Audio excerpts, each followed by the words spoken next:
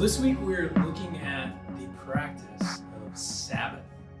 Now, for me, maybe you grew up in a household like mine, Sabbath was more of a concept that we would almost like joke about.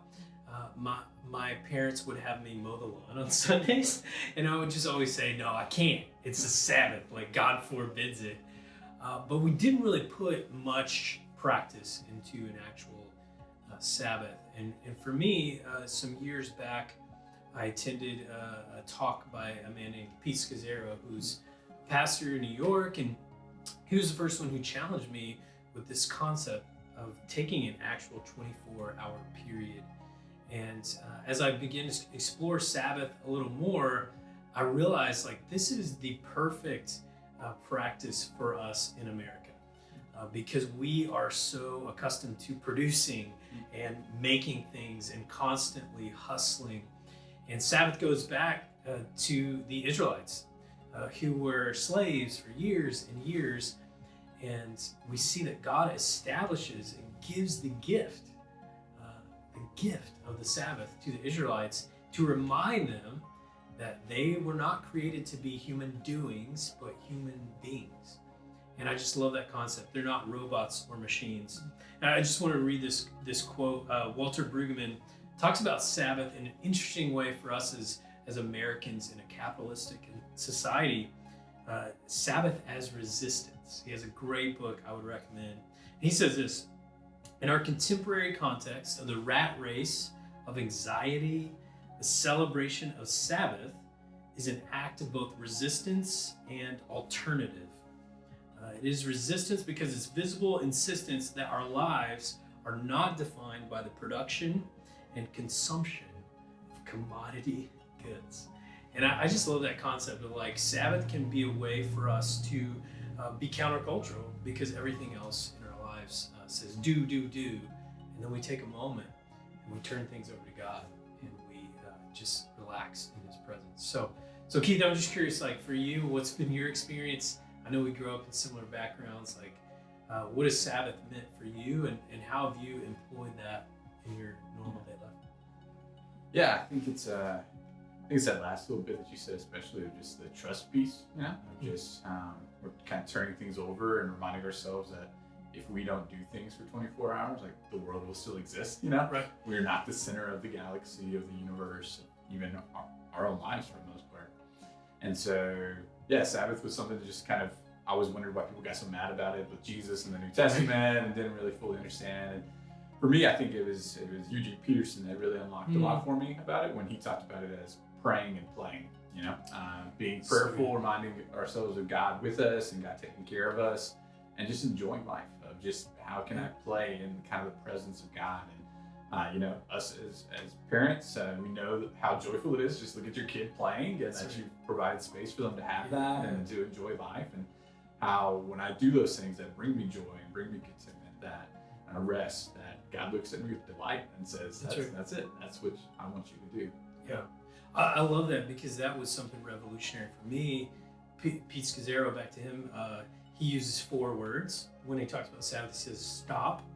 You know, that's obviously when we stop our work, we stop multitasking. He says rest, which of course, that's the day of rest. But then he says delight. And that was the part I never really had that concept of what he said, Eugene Peterson said, of like, man, delight. This is a day where you can remember that God created us to live in joy. And I love that. I'm curious, like, what are some things you do to even just have that delight, to remember that God's with you and just have some time of play? You know, I like to do some stuff with my family. We like to go to the beach and just play in the sand and see the waves, enjoy creation a little bit as a family, do something that we all kind of enjoy doing. I like to, you know, meddle in cooking and baking a little bit. You know, I didn't know that. It's very little. It's very little meddling, and it's not very often. But just every so often, you know, I like to bake a pie or try to cook like a brisket or something, and just enjoy the pleasures of taste and smell that God has given me as well, and just step into that. Yeah, that's awesome. Yeah, for me, you know, listening. It's funny, we have a vinyl record player. I don't know if you guys know what a record player is.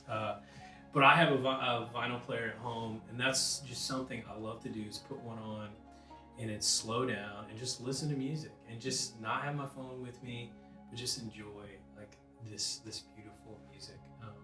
So what would be some ways that you would just some practical ways you can encourage our folks to try to practice some kind of Sabbath? Yeah. I'd say, one is just to block off some time. Our world's always kind of coming at us. Things are always popping up. So, block it off on your calendar, whatever that looks like for you. And then just think about what brings you joy.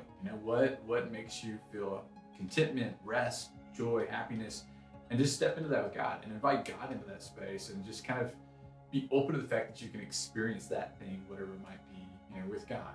Yeah, I love that. And something I would say too is like Sabbath is, Jesus sort of ran into this in the New Testament. Sabbath became such a rule-based thing, which is what we tend to do as humans. We take beautiful concepts by God and we want to put so much structure and rules to it. And Jesus has this moment where he talks about the heart of the Sabbath. And I would say too, like what God is trying to teach us is the concept of Sabbath. To have a Sabbath type mentality where what you alluded to earlier is like, we're not in charge. We can release, like this world will go on without us. It went on before we were alive, it'll go on after. And so Sabbath is a 24-hour period, but you can have a daily Sabbath as well. You can turn off your phone at 5 p.m.